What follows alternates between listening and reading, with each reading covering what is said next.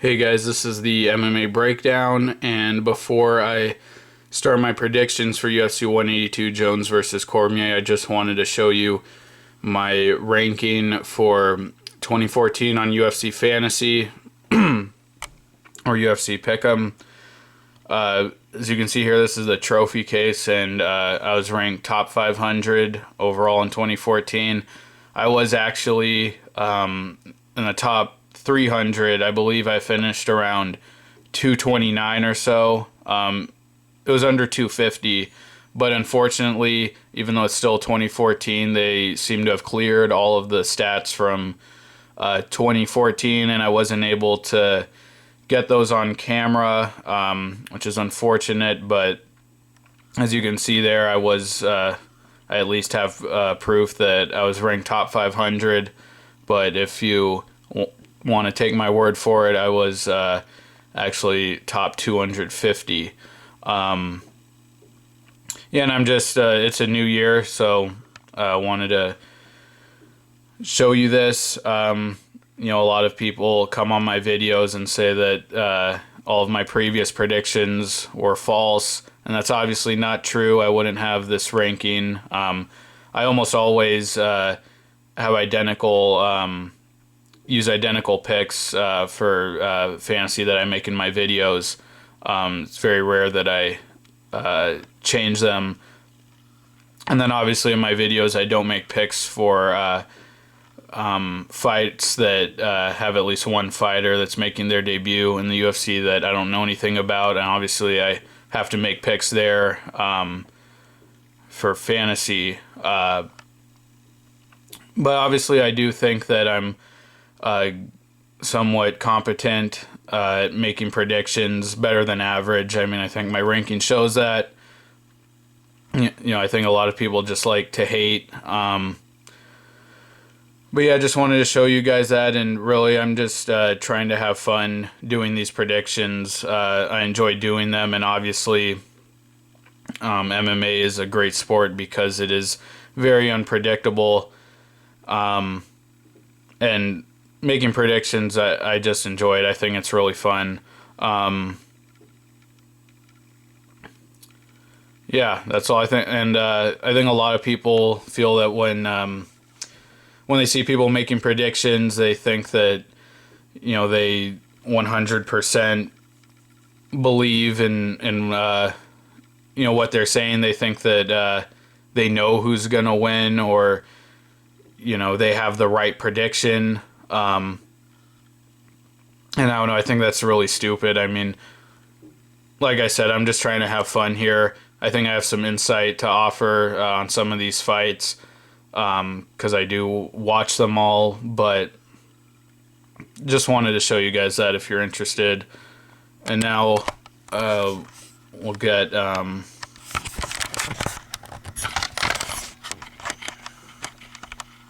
get started with the 182 predictions. So my quick thoughts on the card: Jones versus Cormier, main event, co-main event, really great stuff. Obviously the title fight, the storm has been brewing for a long time. Very disappointed that it didn't take place back at 178. But if you compare the card that 178 would have been with Jones and Cormier to this card, it's not even comparable. This card is kind of terrible out under the co-main event.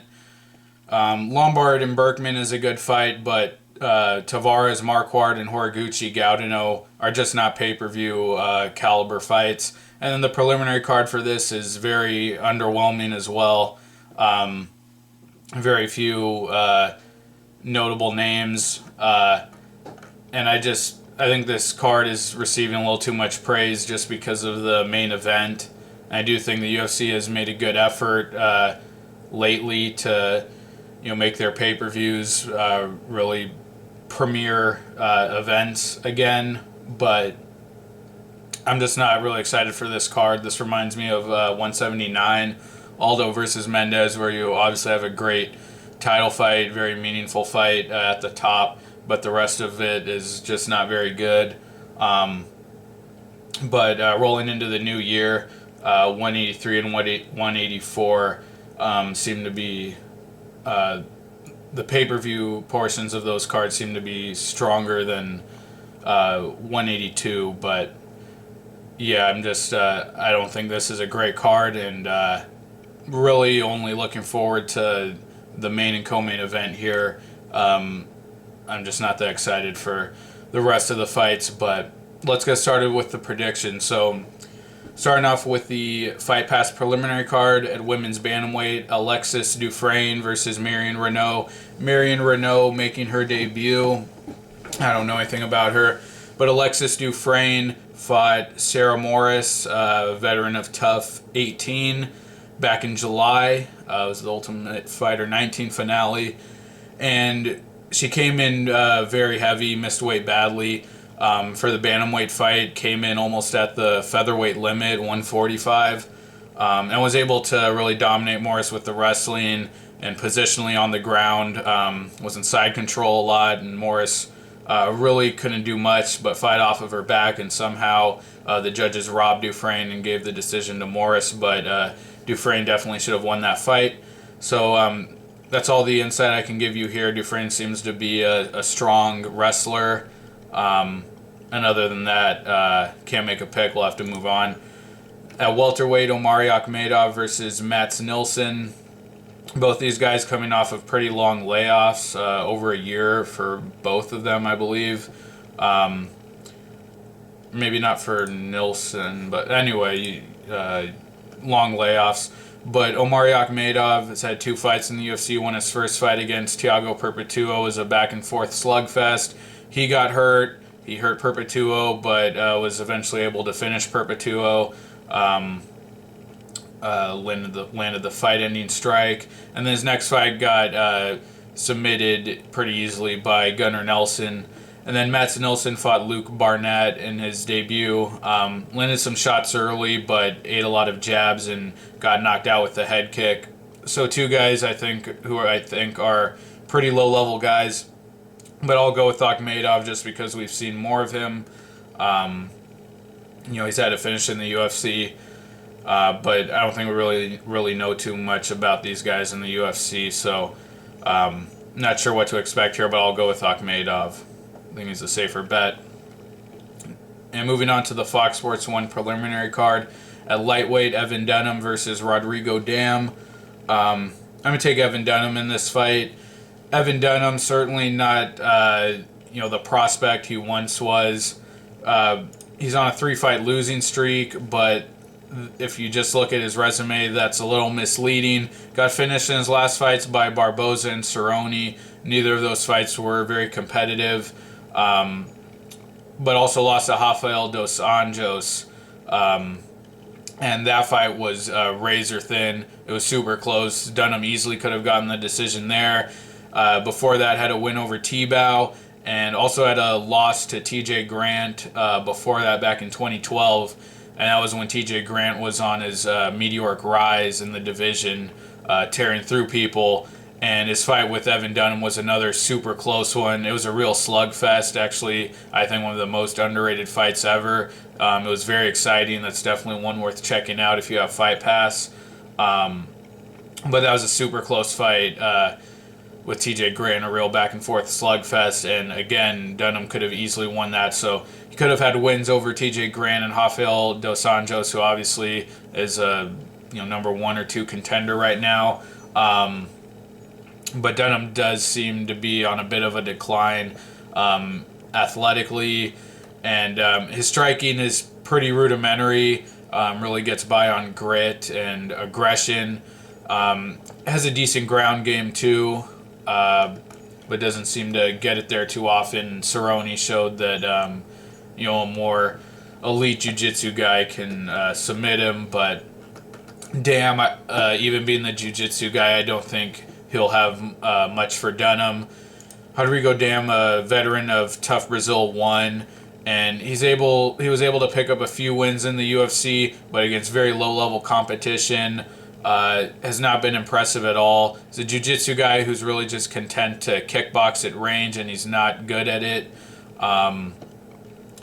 His only wins have been against Mizuto Hirota, Ivan George, and Anastavio Medeiros, who is a castmate from Tough Brazil 1. So hasn't done a lot of anything really impressive in the UFC.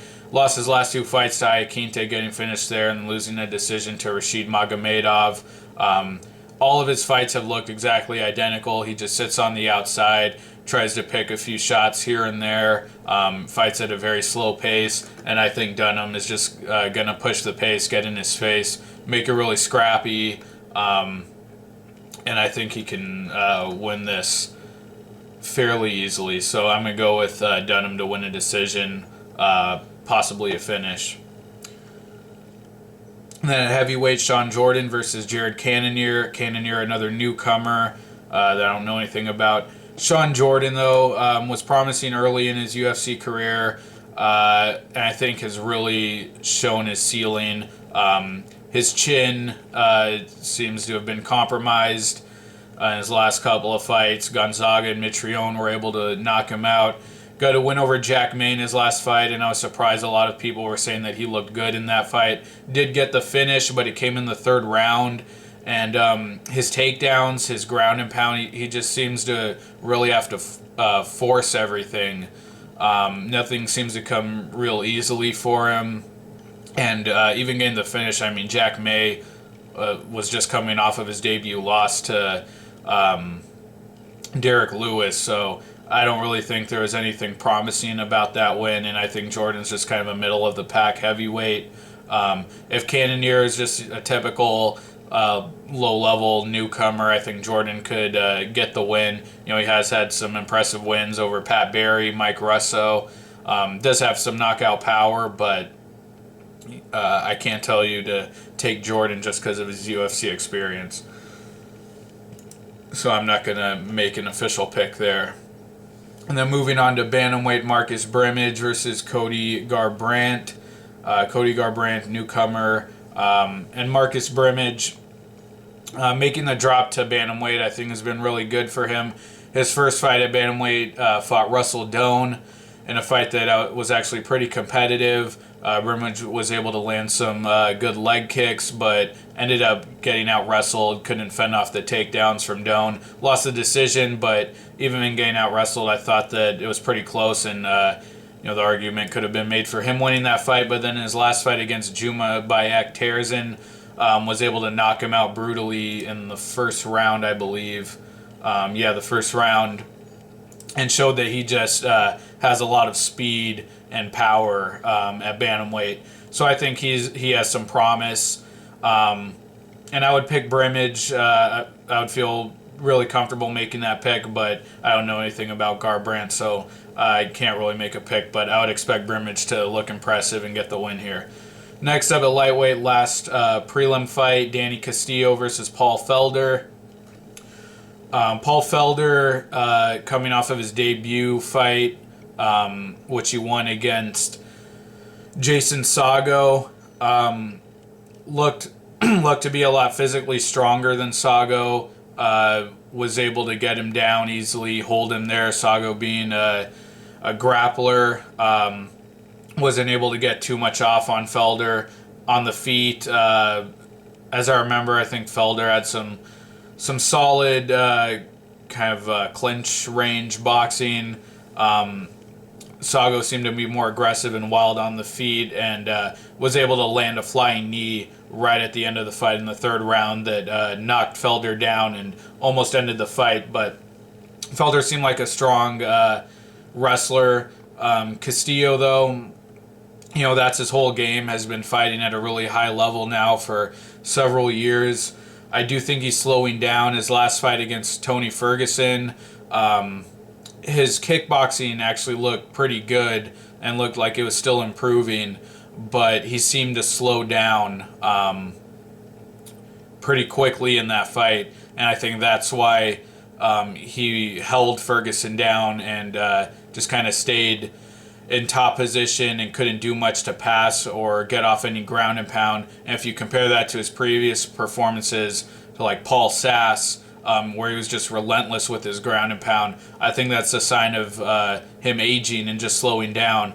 I remember also in the Tim Means fight about a year ago, it was the same kind of thing on the feet. He just didn't look too energetic and really had to resort to those takedowns. I think Castillo's just his cardio is waning a bit.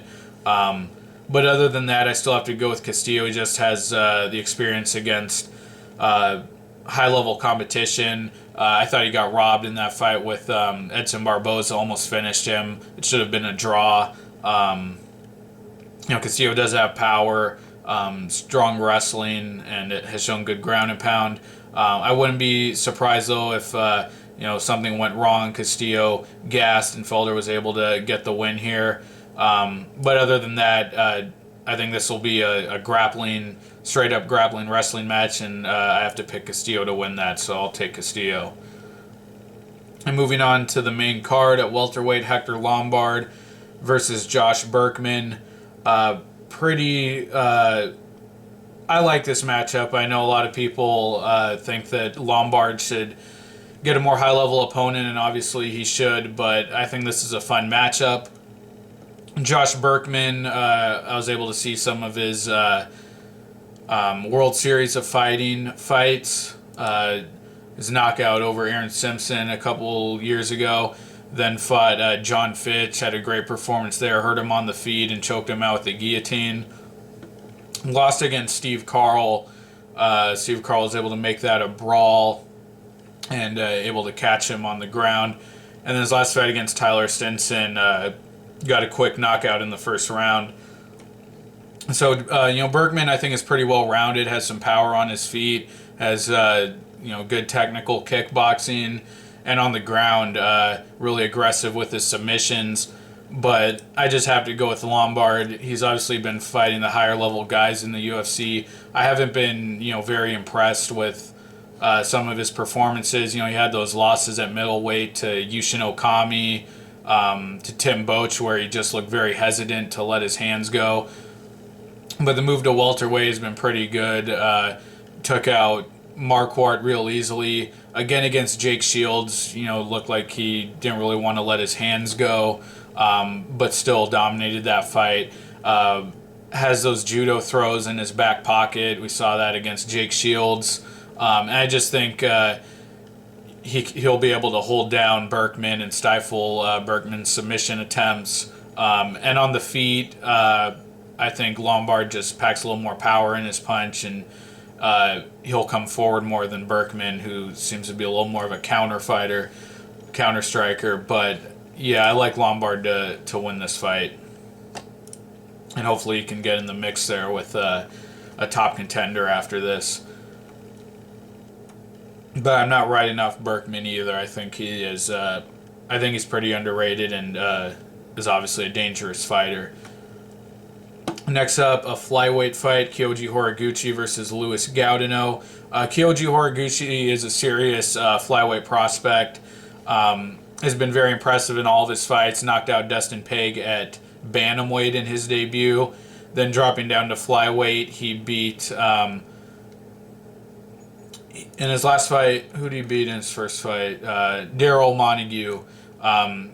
Pretty dominant performance, almost got the finish there. And against John De Los Reyes in his last fight, was able to get the knockout in the first round. So packs a lot of power in his strikes, has kind of an unorthodox striking style, kind of arrhythmic with his striking. And Louis Gaudinot is a veteran of Tough 14, and he hasn't been able to fight a whole lot since the show. Picked up a win at flyweight against John Lineker in his first fight at flyweight, which today, seems like that's obviously a huge win considering where Lineker is today, but I think it was a bit of a fluke. In his next fight against Tim Elliott, really got exposed with the wrestling and the speed. Couldn't deal with that, got out-wrestled badly in that fight. And finished Lineker with a guillotine choke. It was a pretty back-and-forth brawl early on, and he was able to jump on the guillotine standing and get the finish. And then his last fight against Phil Harris overturned to a no contest, but was able to get that same standing guillotine choke against Phil Harris early in the first round, but I don't count that as much because Phil Harris has just been everyone's punching bag at flyweight. So I have to go with Horiguchi here. I do think this is a bit of a step up for Horiguchi from John De Los Reyes in his last fight. I think Gaudinot might be able to challenge him with the wrestling and the grappling, but on the feet, I think Horiguchi will have a big advantage just with the power and the accuracy. So I'm going with Horiguchi to win this fight. I do think he can get another knockout here, and I would like to see him fight for the title. I think he's more dangerous than some of the other guys Demetrius has fought lately. And he is a real guy to pay attention to. Next up, a middleweight, a fight that I wouldn't mind this if it was on the preliminary card. Not a bad matchup, but just does not belong on the pay-per-view. Brad Tavares versus Nate Marquardt. Brad Tavares, veteran of Tough 11, has been in the UFC for a long time, came in right off of the show and has just been able to stick around. Has only had... he's on a 2-fight losing streak right now to Tim Boetsch and Yoel Romero. Before that, only had 1 loss to Aaron Simpson. Was on a 5-fight win streak at one point. But all of those fights, he just was not very dominant. He clearly won a lot of those fights, but wasn't able to get a finish in any of them. All of them went to decision. And, he's a solid kickboxer, but can't really mix it up. Wasn't able to hurt guys. Doesn't really incorporate any wrestling into his game. And then against Yoel Romero, I didn't think he, belonged in that fight at all. Got dominated badly on the feet and with the wrestling. And then against Tim Boetsch, I thought he looked better than he ever had before. Was working the clinch real well, able to press Boetsch up against the fence, landed some big elbows against the fence. Was really outstriking Boetsch, and then just got caught with a big punch late in the second round, and got knocked out cold. So a bit of a weird fight. Tavares looked really great early on, but then ended up getting knocked out. Nate Marquardt, on the other hand, had those couple of fights at welterweight where he just looked absolutely terrible against Jake Ellenberger and Lombard. It was just like he was standing right in front of them, letting them close the distance and knocking him out, and it was like he wasn't even putting up any resistance. I think he's really just a shell of himself, honestly. In his last fight against James Tahuna, was able to get the submission, came out pretty aggressive, his return to middleweight.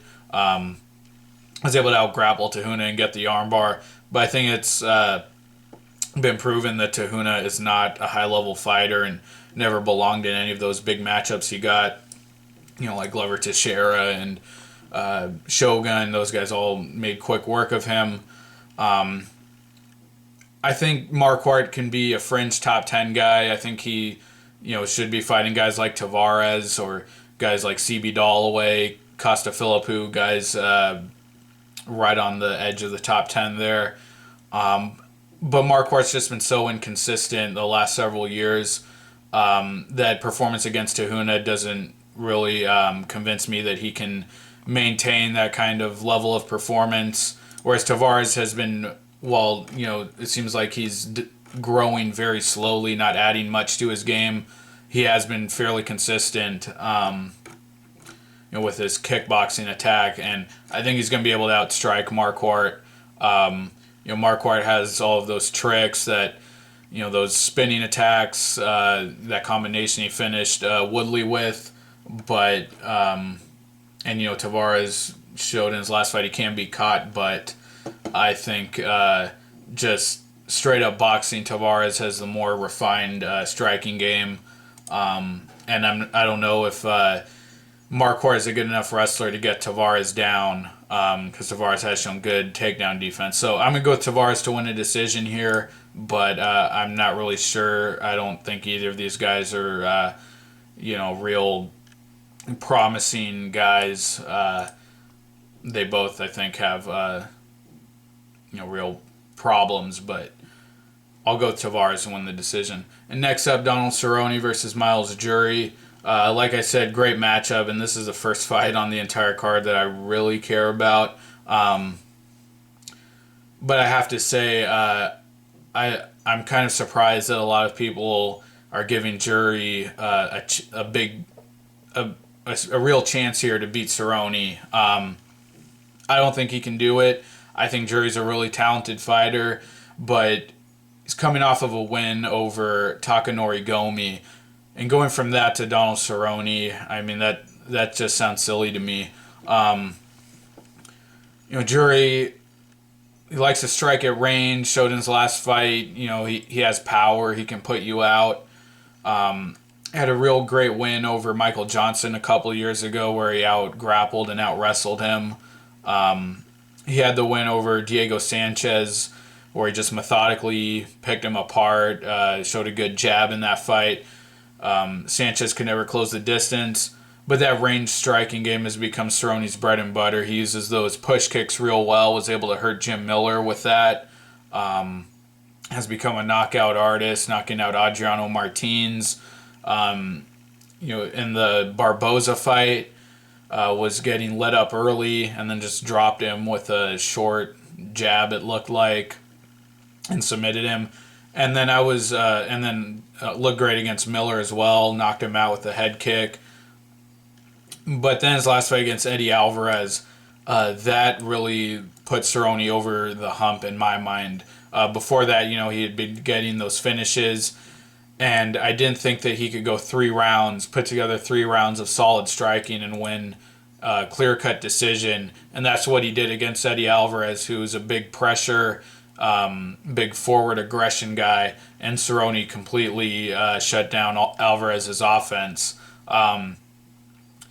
And that, like I said, striking at range, I think Cerrone will just win that all day with his front kicks and those head kicks he lands. Jury's a very cerebral fighter. He's out of Alliance there.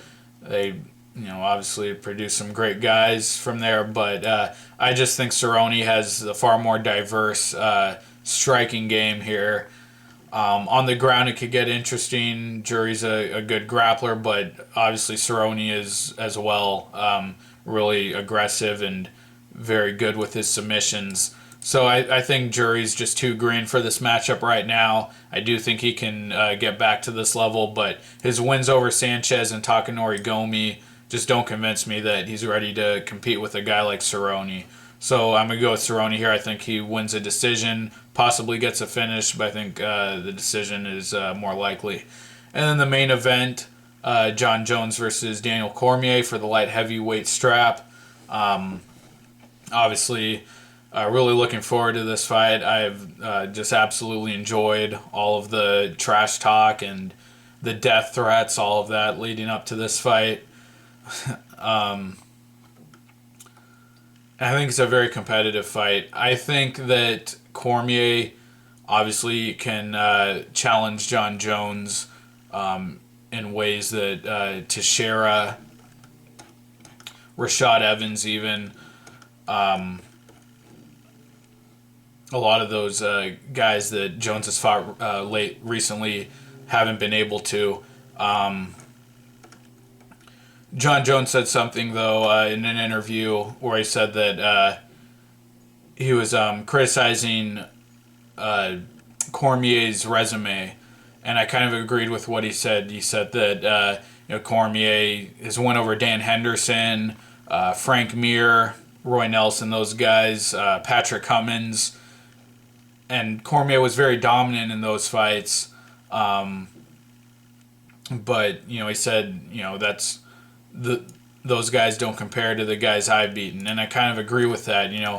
I don't know if Cormier would have been able to beat Belfort in the way that Jones did, even Rashad Evans, Lyoto Machida even. I'm just not convinced of that, but I do think that obviously Cormier is going to be the best wrestler that Jones has faced in a long time. I mean, Teixeira couldn't challenge him there. Gustafsson was able to get a takedown, but it really meant nothing. Jones got right up again and wasn't able to take him down for the rest of the fight. Being the shorter guy, I think is really going to help Cormier here. He might have a bit of a speed advantage, be able to close that distance, and with his short stature, I think he can get right in on Jones's legs. And I do think he'll be able to take Jones down. I don't know if he'll be able to hold him down, though.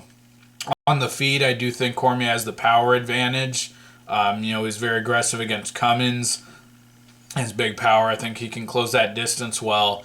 But if he's not able to hurt Jones early, I think Jones will start to settle in, start using those front kicks, all those side kicks, all of that unorthodox stuff he does, that side kick to the knee.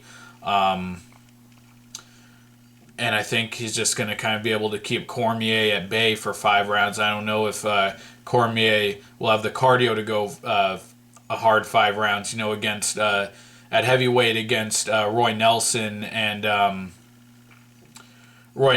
Frank Mir. He wasn't really challenged hard in those fights, and those went 3 rounds. Those were fought at a pretty methodical pace, and I just think that Jones is going to make Cormier work and be on his toes defensively a lot more. He could make Cormier gas.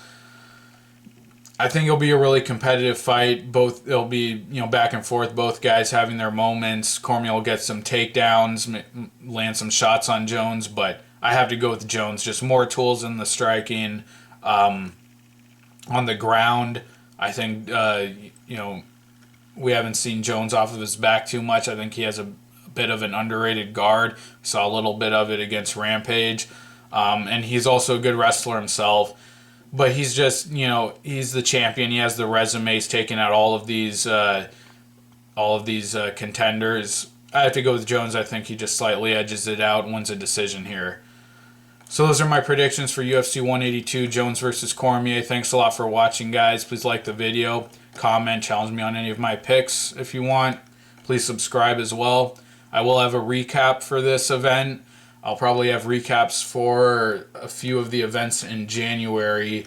And obviously I'll have my predictions for the next events. The Seaver-McGregor fight night, 183 Diaz versus Silva, 184 Weidman versus Belfort, and the rest of the events of the year if everything goes well. I was able to get... I think I missed one event. No, not one event. Maybe about 5 events this calendar year, but definitely going to keep doing these. I want to keep going strong, and I do plan to have predictions for all of the events coming up in 2015. So thank you guys for watching. Take care, and I'll see you next time. Bye.